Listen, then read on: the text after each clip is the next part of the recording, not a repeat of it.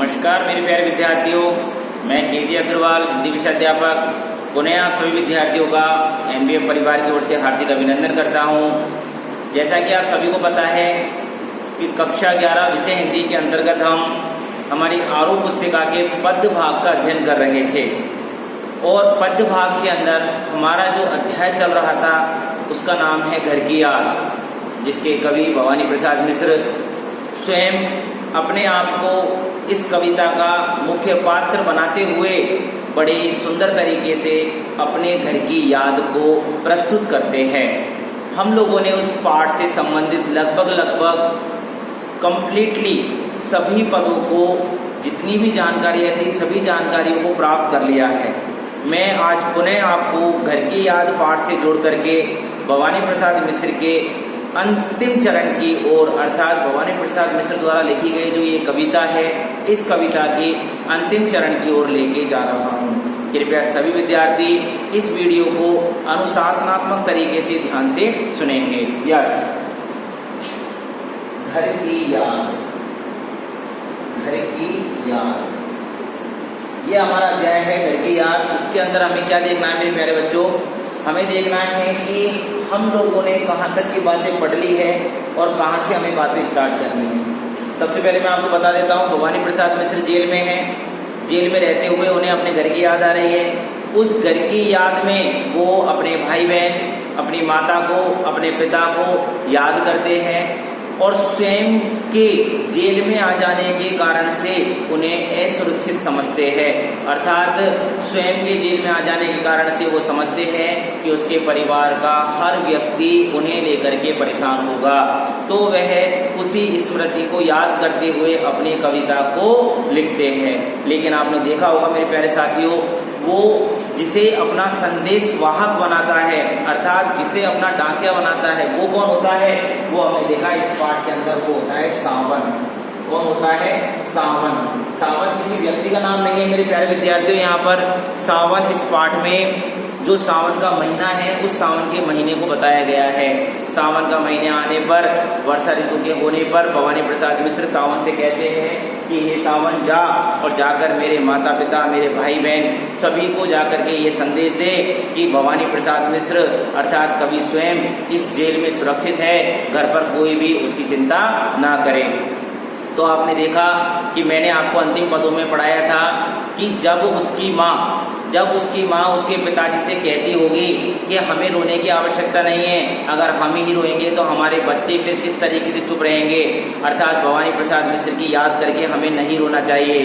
तब उसके पिताजी उसको माँ को क्या जवाब देते हैं कि मैं रोता कहाँ हूँ, मैं रो नहीं रहा हूँ, मैं अपना धीर भी नहीं खो रहा हूँ, अर्थात मैंने धैर्य बनाया हुआ है, मैं ना मैं रोता हूँ ना मैं अपना धैर्य खोता हूँ। इस तरीके की बातों से हम लोगों ने हमारा अंतिम पद पिछली कक्षा में पढ़ा था। आज हम नेक्स्ट पद से इस पाठ को स्टार्ट करके और आज अंतिम चरण की ओर लेकर के जाएंगे, इसलिए कृपया करके मेरे सभी साथी ध्यान से इस पाठ में जुड़े रहे। हे सजीले हरे सावन, है कि मेरे पुण्य पावन। हे सजीले हरे सावन, देखो यहाँ पर सावन को क्या कहा है मेरे बच्चों? हरे सावन। हे सजीले हरे सावन, है कि मेरे पुण्य पावन। पुण्य पावन, पावन का मतलब होता है पर्व और पुण्य का मतलब होता है पुण्य का कार्य। यस, हे मेरे हरे सावन, हे मेरे पुण्य पावन, तुम बरस लो वो न बरसे। तुम बरस लो, यहाँ सावन से भवानी प्रसाद मिश्र जी क्या कह रहे हैं? क्या कह रहे हैं मेरे बच्चों बताओ? भवानी प्रसाद मिश्र जी कह रहे हैं कि तुम्हें जितना भी बरसना है ना तुम बरस लो, लेकिन वो ना बरसे। उनके ना बरसने का आशय क्या है मेरे बच्चों?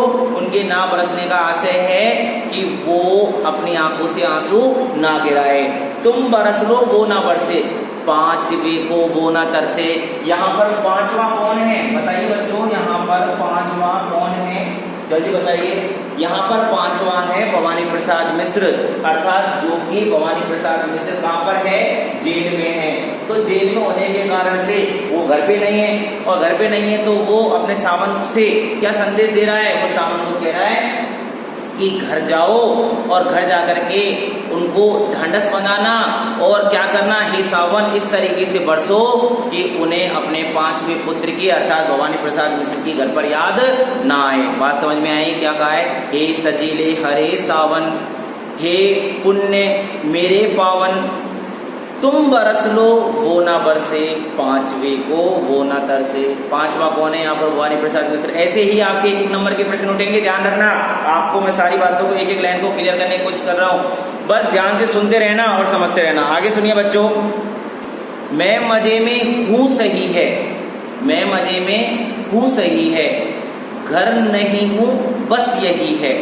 मैं मजे में हूँ सही है और घर नहीं हूँ बस यही है। ध्यान से सुनना कि भवानी प्रसाद मिश्र ने कितने अच्छे तरीके से क्या कहा है कि मैं घर पर नहीं हूँ, बस इतना सा दुख है मुझे, बाकी जेल में भी मैं सही हूँ। किससे कह रहे हैं? भवानी प्रसाद मिश्र सावन से कह रहे हैं कि घर पे जाकर के संदेश देना कि मैं सही हूँ, बस यही गम है मुझे कि सही होने के बावजूद भी मैं घर पे नहीं हूँ। यस, आगे क्या कहा सुनो बच्चों, किंतु यह बस बड़ा बस है, किंतु यह बस बड़ा बस है। अब यहाँ पर इस शब्द पे आ जाओ, बस पे। एक बच्ची ने, एक प्रतिभाशाली बच्ची ने मुझसे प्रश्न पूछा था। प्रश्न क्या? उसका एक डाउट था बच्ची का कि सर इस बस वाली बात को दोबारा बता देना। तो इसको बताने के लिए मैं दोबारा से पढ़ा रहा हूँ दो पदों को, तो आप ध्यान से समझना, क्योंकि जब बच्चे इंटेलिजेंट होते हैं ना और उनके जब प्रश्न होते हैं तो उन प्रश्नों के ऊपर हम लोगों को चर्चा करना अति आवश्यक होता है।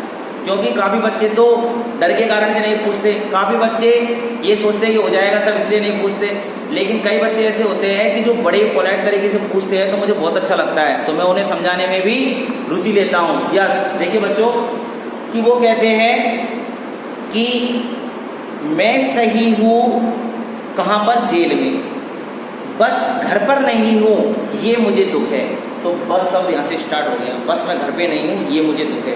अब यहाँ पर बस का मतलब क्या है? यहाँ पर बस का मतलब क्या है? हम बोलते हैं ना बस करो अब रहने दो, समाप्त, कंप्लीट, पर्याप्त, बस, बस करो, तो वही वाला बस है यहाँ पर, तो सिंपल बस है। आगे क्या कहा है वो देखिए आप बस वाले, किंतु यह बस बड़ा बस है, किंतु यह जो बस है ये बस बड़ा बस है। कौन सा बस? कि मैं घर नहीं हूं, अर्थात बस का मतलब यहां पर बताने को तो थोड़ा बताया है, थोड़ा, लेकिन ये थोड़ा भी जो शब्द है, ये बस जो शब्द है यह भी बड़ा ही दुखात्मक संकेत लेकर के आया है। किंतु यह बस बड़ा बस है, बात समझ में आ रही है आपको?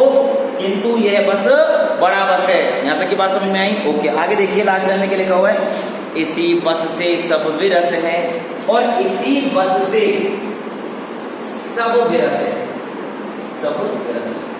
तो आप यहां पर बताओगे कि भवानी प्रसाद मिश्र ने सबसे पहले बस का प्रयोग किया है कि बस मुझे थोड़ी सी दिक्कत है, बस, केवल, थोड़ा भी बोल सकते हो, केवल भी बोल सकते हो, बस मुझे थोड़ी सी दिक्कत है किस बात की? कि मैं घर नहीं हूं। लेकिन अगर मैं अपनी नजर से देखूं तो यह बस बहुत बड़ा बस है, अर्थात यह समस्या बहुत बड़ी समस्या है, और इस समस्या से सब विरस है, अर्थात यह बस मेरी पीड़ा का बहुत बड़ा कारण है।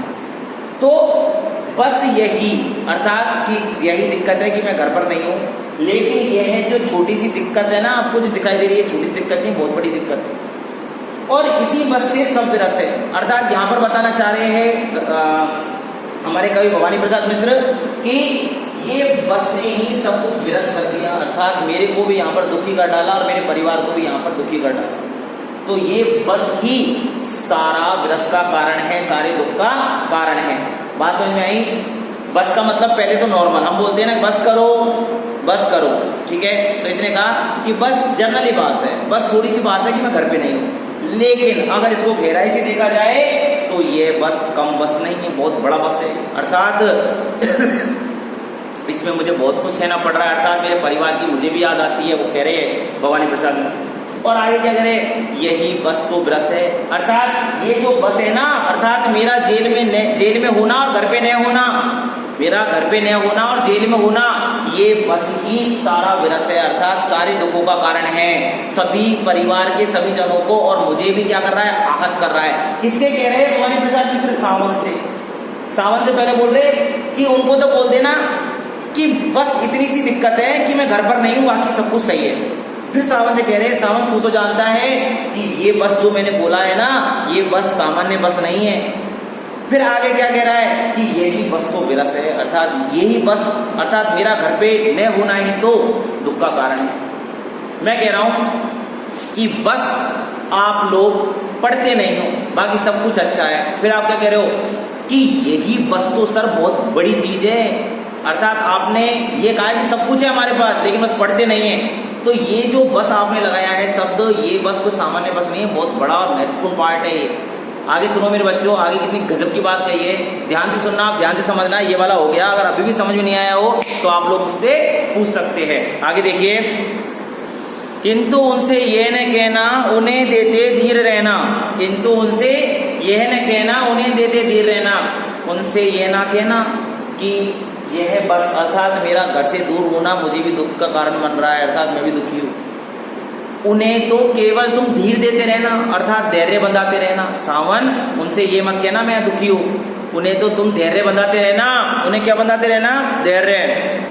अरे उन्हें कहना लिख रहा हूँ और उन्हें कहना पढ़ रहा हूँ। अरे सावन, भवानी प्रसाद मिश्र कहते हैं, अरे सावन घर जाकर के उनसे कह देना कि मैं जेल में भी लिख रहा हूँ और जेल में भी पढ़ रहा हूँ, अर्थात जेल में भी मुझे किसी प्रकार की दिक्कत नहीं है, मैं बिल्कुल मजे में हूँ, मुझे किसी प्रकार की समस्या नहीं आ रही है। आगे सुनो मेरे बच्चों, कितनी गजब की बात कही है। काम करता हूँ कि कहना, काम करता हूँ कि कहना, नाम करता हूँ कि कहना। भवानी प्रसाद मिश्र कहते हैं सावन जाकर कहना कि मैं जो काम कर रहा हूँ ना ये बहुत बड़ा काम है, अर्थात देशभक्ति वाला, कि देशभक्ति कारण से मैं जो जेल में आया हूँ। और नाम करता हूँ कि कहना, उनसे कहना कि जिस प्रकार से जेल में जाना अपमान का कार्य माना जाता है, अपमान का कार्य माना जाता है, वैसा ना समझे, मैं तो देशभक्ति के लिए जेल में आया हूँ, तो इससे तो उनका और मेरा क्या होगा? नाम ही होगा। तो सावन से क्या कहा है? काम करता हूँ कि कहना, अर्थात मैंने यहाँ पर आकर के भी अच्छा काम किया है। नाम करता हूँ कि कहना, और उनसे कहना कि मैं यहाँ करके नाम भी कर रहा हूँ। यस, चाहते हैं लोग कहना मत करो कुछ शोक कहना, ये ध्यान रखना। चाहते हैं कुछ लोग कहना, कुछ लोग अगर तुमसे कुछ कहना चाहते हैं तो कहने दो, लेकिन तुमको क्या नहीं करना है? शोक नहीं करना है। शोक का मतलब क्या होता है? दुख। तुम्हें क्या नहीं करना है बच्चों? शोक नहीं करना है। भवानी प्रसाद मिश्र ने कहा है कि मेरे जेल में होने पर अगर तुमसे कोई कुछ कहे तो तुम किसी की बात को सुनकर के दुखी मत हो जाना, अर्थात तुम शोक मत करना। यहाँ तक की बात समझ में आई? यस। और कहना मस्त हूं मैं, और कहना मस्त हूं मैं, काटने में व्यस्त हूं मैं।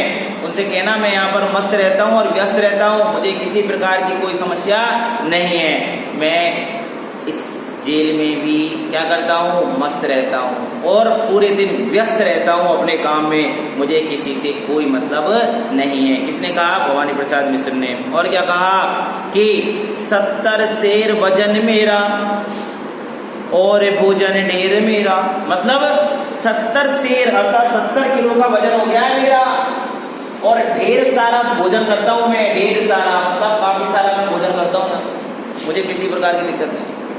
देख लो, आप वो कह रहे कि मैं जेल में भी मस्त रहता हूँ और पूरे टाइम अपने काम में व्यस्त रहता हूँ, 70 सेर तो वजन हो गया है मेरा और ढेर सारा मैं यहाँ पर भोजन करता हूँ। कौन कह रहा है? भवानी प्रसाद मिश्र। किससे कह रहे हैं? सावन से।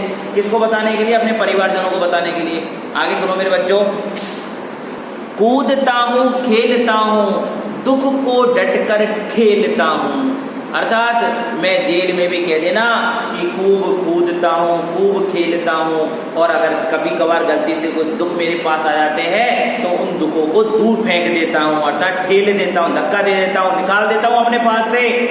बात समझ में आई आपको? क्या कहा मैंने कहा है मेरे बच्चों कि मैं दुखों को अपने आप से दूर कर देता हूँ। किस कारण से कह रहे हैं? भवानी प्रसाद मिश्रा को पता है ना कि उनके परिवार को उनके दुख का पता ना चले।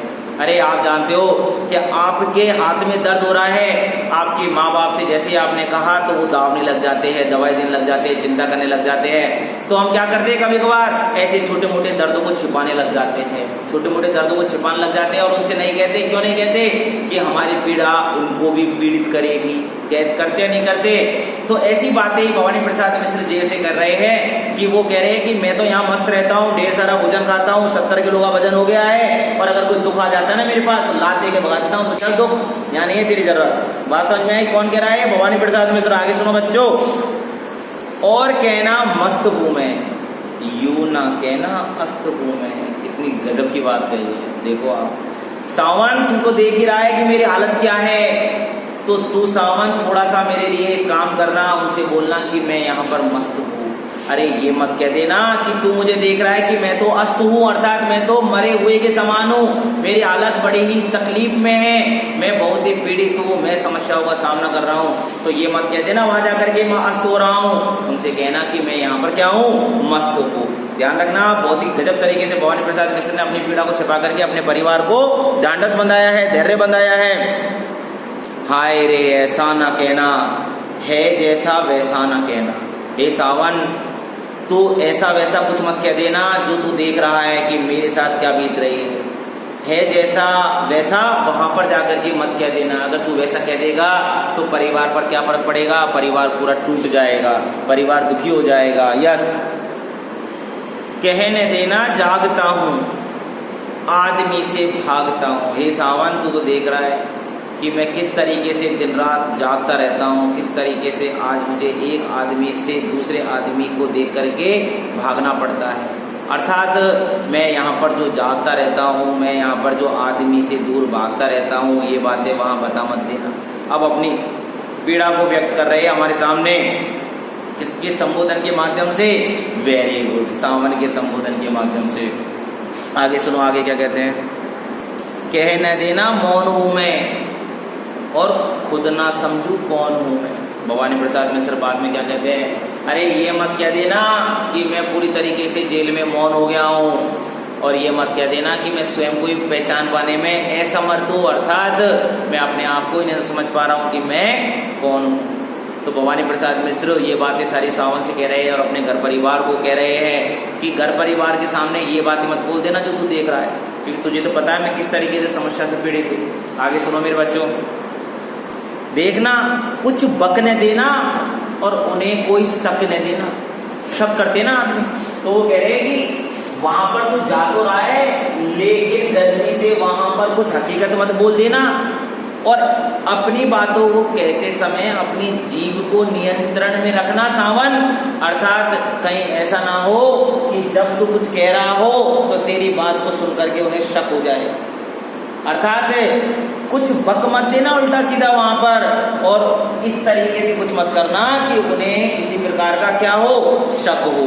समझ में आया आपको? Very good. तो देखिए अब लास्ट पैराग्राफ बचा है मेरे बच्चों आपके सामने। मैंने क्या कहा कि भवानी प्रसाद मिश्र सावन से बोलते हैं कि हे सावन मेरे घर पे जा, लेकिन घर पे जाके कुछ बक ना देना और कहना इस तरीके से कि उन्हें किसी प्रकार का शक ना हो जाए। आगे देखो मेरे बच्चों, यस, हे सजीले हरे सावन, हे के मेरे पुण्य पावन, तुम बरस लो वो ना बरसे, पांच वे को वो ना तरसे। ये अंतिम पैराग्राफ है आपका, जो कि पुनरावृत्ति की गई है, इसकी दोबारा आया है, पहले पढ़ चुके हम। हे सजीले हरे सावन, भवानी प्रसाद मिश्र जेल में से सावन से क्या कह रहा है कि हे हरे भरे सावन, तुम जितना बरसना चाहते हो उतना बरस लो, लेकिन मेरे परिवार के लोग ना बरसे, अर्थात उनकी आंखों से आंसू ना गिरे।